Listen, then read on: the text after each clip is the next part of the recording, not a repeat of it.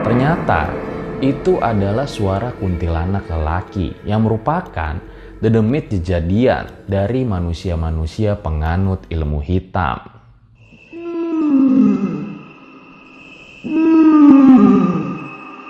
Mendengar perkataan Pak Sakri tentang kuntilanak cowok itu, semuanya kaget sekaligus panik.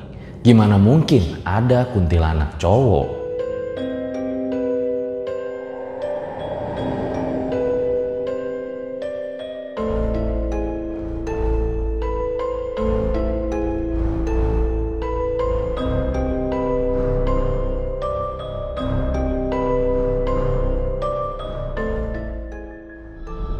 Kembali lagi bersama gua Fajar Aditya. Kali ini di Om Mamat Season 2.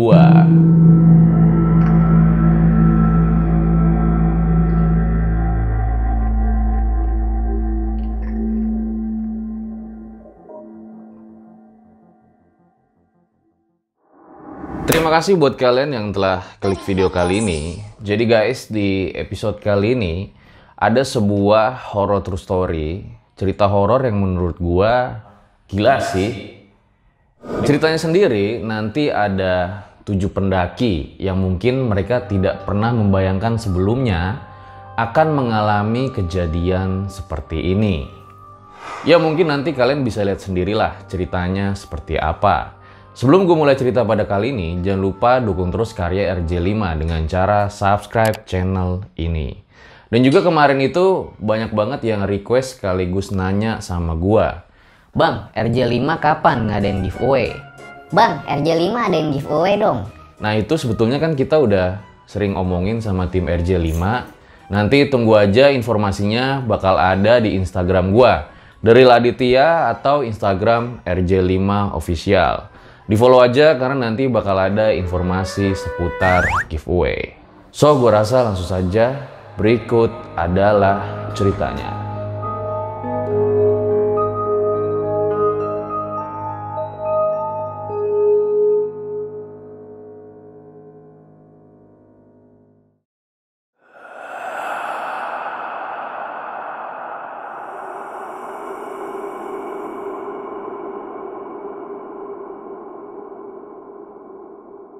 Saya Nina, dan ini adalah kisah saya bersama beberapa rekan kerja yang kebetulan masih satu kantor, kecuali si Asep. Kisah ini diawali ketika kami berencana untuk menghabiskan liburan akhir tahun, sekedar melepas kebosanan dari rutinitas pekerjaan, terutama kemacetan ibu kota. Waktu itu bulan Desember tahun 2015. Tibalah hari di mana kami memutuskan untuk mendaki Gunung Slamet, gunung tertinggi di Jawa Tengah. Rencana awal kami akan naik melalui pintu masuk pemandian air panas Guci. Tapi entah kenapa pada pagi itu, mobil elf yang kami tumpangi diminta untuk berputar arah, yang kami pun tidak tahu menuju kemana. Setelah berputar dan bertanya sana-sini, kami pun diarahkan untuk menuju ke sebuah desa. Desa yang menurut saya cukup rapih, namun terkesan sepi. Karena memang di sepanjang perjalanan, kami hanya menemui beberapa penduduk desa saja. Singkat cerita, sampailah kami di ujung jalan desa ini. Kami memarkirkan mobil yang kami sewa di sebuah tanah lapang yang sepertinya kebun milik warga. Awalnya kami sempat kebingungan karena di awal itu tidak terlihat adanya pos pendaftaran seperti jalur-jalur pendakian resmi lainnya. Jadi yang terlihat memang hanya rumah-rumah penduduk saja yang sepi seakan tak berpenghuni. Sempat lama kami terdiam karena memang tidak tahu harus kemana. Tidak ada orang dan juga penduduk desa yang bisa kami tanyai. Supir yang mengantar kami pun terlihat bingung karena memang sepertinya ini merupakan pertama kalinya dia mengantar pendaki melewati jalur ini.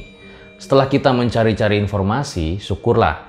Akhirnya kita langsung diarahin untuk ke sebuah rumah yang gak jauh dari tempat kita parkirin mobil. Kita pun langsung berkemas-kemas.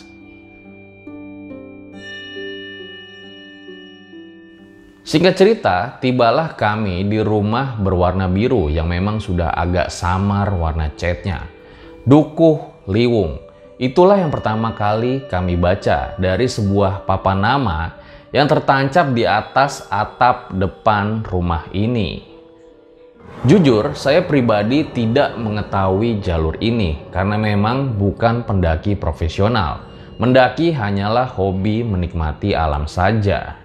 Panji, teman kami pertama yang memberitahukan kalau jalur pendakian ini adalah jalur pendakian legenda, di mana Sohokji menempuh jalur yang sama ketika mendaki gunung ini.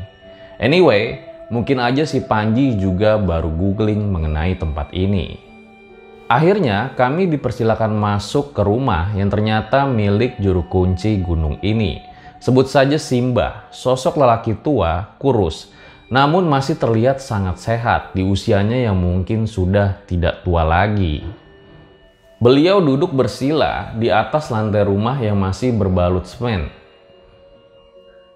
Dengan senyumnya, Simbah menyambut kedatangan kami yang memang merupakan satu-satunya tamu di rumah ini. Pada saat itu kami bertujuh, 5 laki-laki dan 2 perempuan, saya dan Widi. Setelah dipersilakan masuk, kami bersalaman dan turut ikut duduk bersila bersama Simbah. Kami pun berkenalan dan setelahnya Simbah pun langsung bercerita pengalaman-pengalaman saat menjaga gunung ini. Pengalaman saat menolong pendaki yang nakal dan juga sompral, hingga menyebabkan mereka tersesat dan bahkan hilang di gunung ini.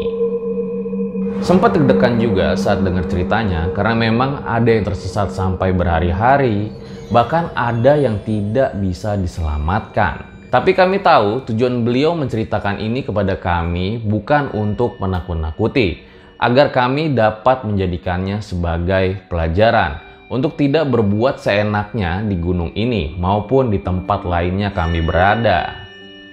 Sempat terlihat ketakutan di wajah kami yang akan melewati jalur ini. Tahu namanya juga tidak. Dan agak ngeri juga sih gimana jika disesatkan seperti cerita-cerita tadi. Tapi di situ Simbah langsung coba untuk menenangkan kami. Tapi terdengar suaranya agak berat. Dan di situ juga kami mengira kalau memang jalur ini sepertinya masih angker untuk dilewati.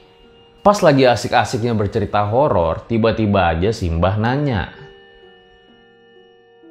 Siapa di antara kalian yang sedang haid? Atau waktu haidnya sudah dekat? Saya Mbah, sepertinya akan haid dalam waktu dekat. Mendengar jawaban dari Widi, Simbah pun langsung memberikan kami bungkusan kain putih berisikan kemenyan. Kami pun sempat kebingungan, lalu Mbah langsung menjelaskan. Kalau di atas nanti salah satu di antara kalian datang bulan, mohon jangan ikut muncak. Berdiam diri saja di tenda, dan sebelum turun, kalian harus membakar kemenyan tersebut dan merautkan asapnya ke wajah kalian bertujuh. Tujuannya adalah agar kalian tidak disesatkan oleh penghuni gunung ini ketika perjalanan pulang nanti. Kami saling bertatapan dan kelihatan muka juga pada kebingungan dengan perkataan Simbah. Tapi di situ kami nggak mungkin menolak perkataannya. Ya udah mau nggak mau kita bawa bungkusan kain putih itu untuk menemani perjalanan mendaki gunung ini.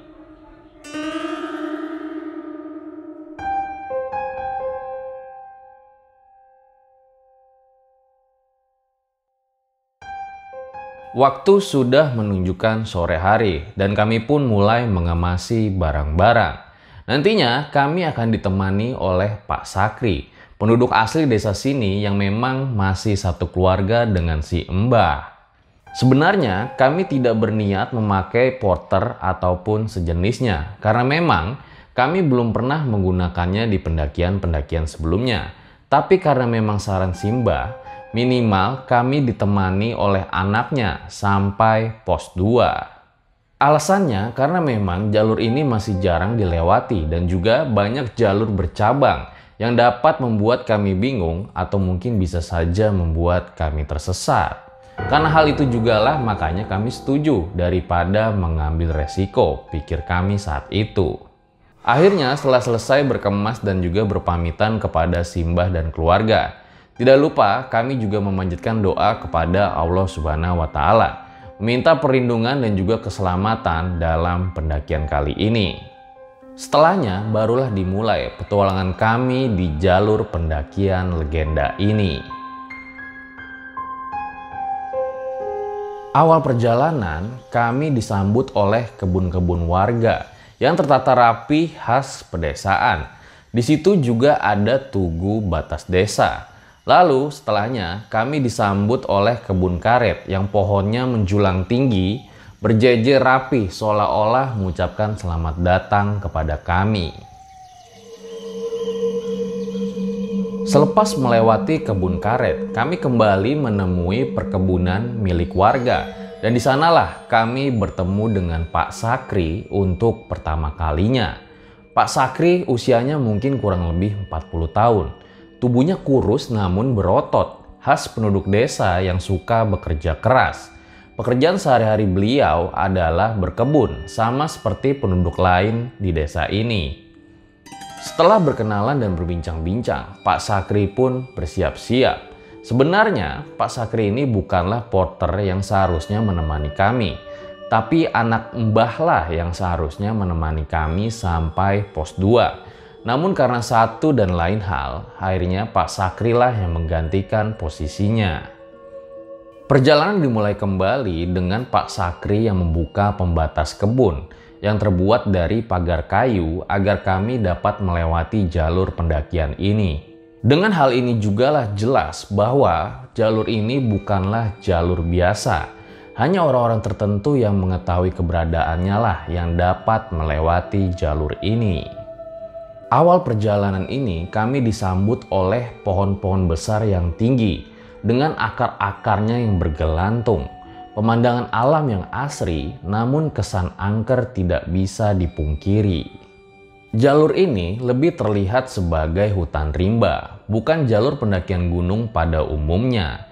Jalan setapaknya sudah banyak ditutupi oleh pepohonan dan juga jalannya agak licin, tanda jarang dilewati. Karena menikmati pemandangan, tidak terasa kalau sudah sampai di pos pertama pendakian ini. Ada sedikit tanah lapang di sana. Kami pun memutuskan untuk beristirahat sejenak. Di sela-sela istirahat, saya dan Widi pun memutuskan untuk buang air kecil. Seperti biasa, kami pun mencari celah di balik pepohonan. Dan tidak lupa juga bilang permisi, karena bagaimanapun kami adalah tamu di tempat ini.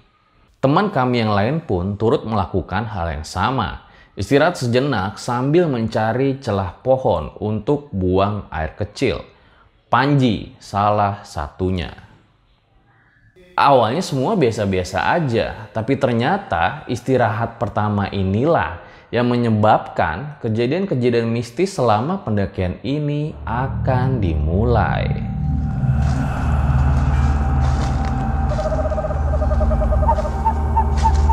Setelah buang air kecil, kami pun duduk di batang pohon yang mati, istirahat sambil mengendurkan otot kaki yang mulai tegang.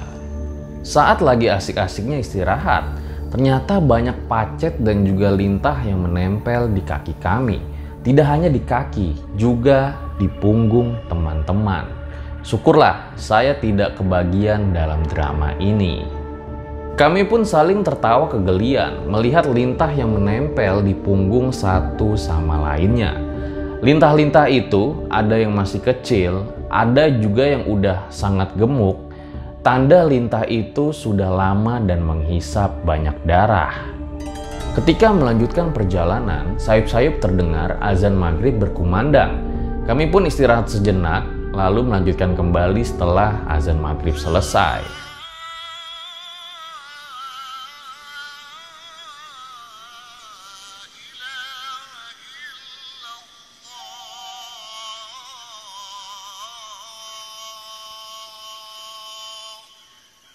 Perjalanan menuju pos 2 pun dimulai, masih dengan pemandangan yang sama.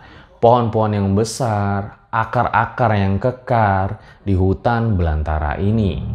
Sekilas seperti di pinggiran sungai hutan Amazon atau film Anaconda. Benar-benar liar. Hari sudah mulai gelap, semuanya normal-normal saja. Sampai di satu titik, teman kami Panji mengeluh sakit di kaki kanannya. Break, berhenti dulu dong. Kaki gue sakit nih. Kenapa, Ji? Nggak tahu, tiba-tiba sakit banget. Ya udah, istirahat dulu. Nanti baru kita lanjut lagi. Kami pun beristirahat di jalur karena memang tidak ada tanah lapang di sana. Sambil coba mengatur nafas kembali. Kami berharap Panji segera pulih. Panji berusaha menenangkan kakinya yang seolah-olah mogok tidak mau berjalan. Setelah Panji sudah agak baikan, kami pun melanjutkan perjalanan, namun dengan tempo yang lebih lambat. Seiring berjalan, kaki Panji makin lama makin terasa sakit dan juga berat, hingga akhirnya memaksa kami harus berhenti kembali, padahal baru aja berjalan. Break, gue udah gak kuat. Kali ini Pak Sakri mencoba membalurkan krim peregang otot pada kaki si Panji. Padahal sebelumnya teman kami udah melakukan hal itu, yang tampaknya tidak berpengaruh terhadap kaki si Panji.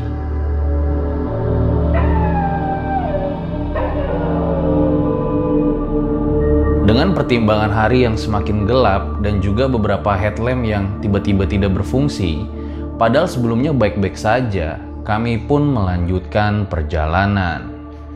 Waktu menunjukkan jam 8 malam, yang artinya kami sudah 4 jam berjalan.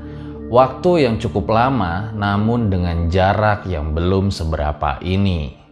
Kami bergegas melanjutkan perjalanan menuju pos 2 karena memang di sana ada tanah lapang, jadi kami bisa beristirahat lebih leluasa. Tapi tiba-tiba aja si Panji lagi-lagi berhenti. Sepertinya kakinya sudah tidak bisa diajak kompromi lagi. Break, tolong berhenti. Kami semua kembali berhenti sambil istirahat di jalur. Saya memanfaatkan ini sambil duduk meluruskan kaki. Tapi Panji terlihat masih berdiri memegangi batang pohon yang digunakan untuk membantunya berjalan. Lagi asik-asiknya istirahat, tiba-tiba aja Panji bicara. Assalamualaikum warahmatullahi wabarakatuh. Nama saya Panji. Saya mohon maaf kalau mungkin ada salah kata dan perbuatan. Misal kalau tadi saya buang air kecil tidak bilang permisi, saya mohon maaf. Saya tidak ada maksud apapun, tidak ada maksud mengganggu maupun bersikap kurang sopan. Saya mohon maaf. Kami semua terkejut dengan ucapan Panji tersebut yang tiba-tiba minta maaf entah pada siapa. Ingin rasanya bertanya pada saat itu juga, namun tidak bisa diklarifikasi pada waktu ini. Akhirnya nggak butuh pakai waktu lama. Tiba-tiba aja kaki si Panji ini sembuh sendiri. Udah nggak terasa sakit sedikit pun. Nggak tahu kenapa kaki gue tiba-tiba nggak sakit lagi. Udah nggak terasa berat lagi, ucap Panji. Kami kebingungan, gimana bisa? Di satu sisi kami lega karena bisa melanjutkan perjalanan. Namun bingung juga apa yang sebenarnya terjadi. Saya mencoba berpikir positif sambil melanjutkan perjalanan. Tapi setelah ini, kejadian-kejadian mistis datang silih berganti. Di tengah perjalanan, kami kembali disambut oleh penghuni lain gunung ini.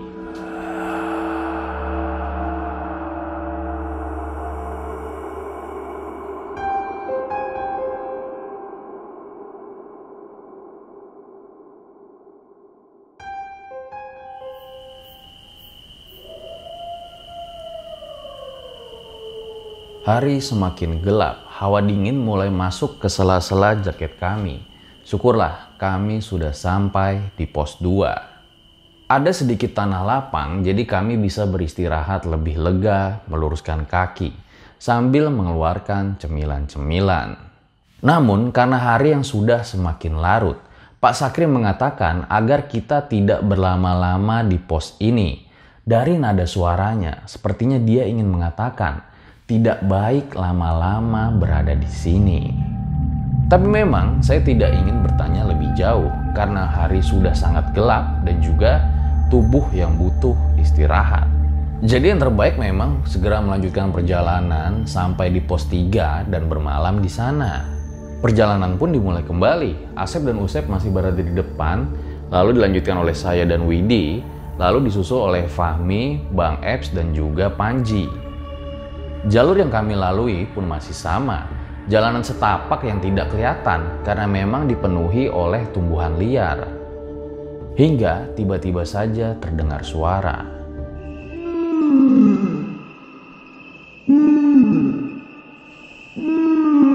Terdengar seperti suara burung, tapi tidak ada yang melintas di atas kami.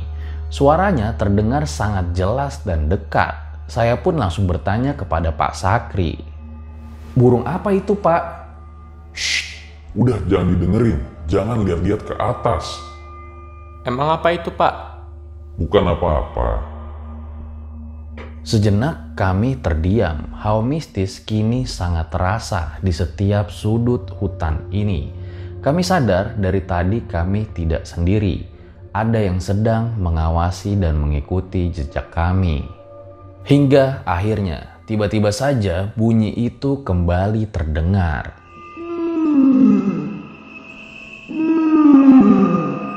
Setelah suara itu, tiba-tiba aja Pak Sakri berpindah posisi dari yang paling belakang jadi paling depan.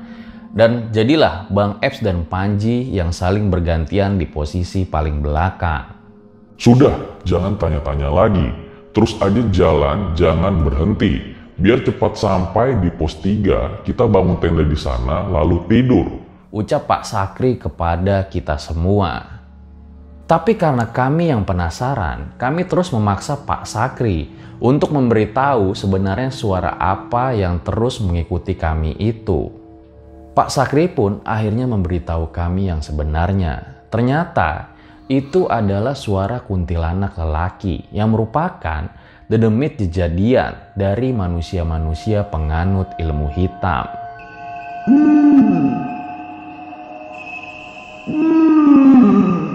Mendengar perkataan Pak Sakri tentang kuntilanak cowok itu, semuanya kaget sekaligus panik. Gimana mungkin ada kuntilanak cowok? Dan di sini jugalah saya baru tahu kalau kuntilanak itu ada yang laki-laki, ada yang perempuan. Konon katanya kuntilanak laki-laki jauh lebih jahat daripada yang perempuan. Tapi apapun itu, mereka akan tetap menyeramkan bagi saya. Ditambah lagi, Pak Sakri juga menjelaskan kalau biasanya kuntilanak cowok itu jalannya terbalik, palanya di bawah, kakinya di atas. Sekarang kuntilanak itu mengikuti sepanjang perjalanan kami. Walaupun saya tidak bisa melihatnya, tapi saya dapat merasakannya. Kalau kuntilanak itu sedang mengamati dan terus mengikuti kami.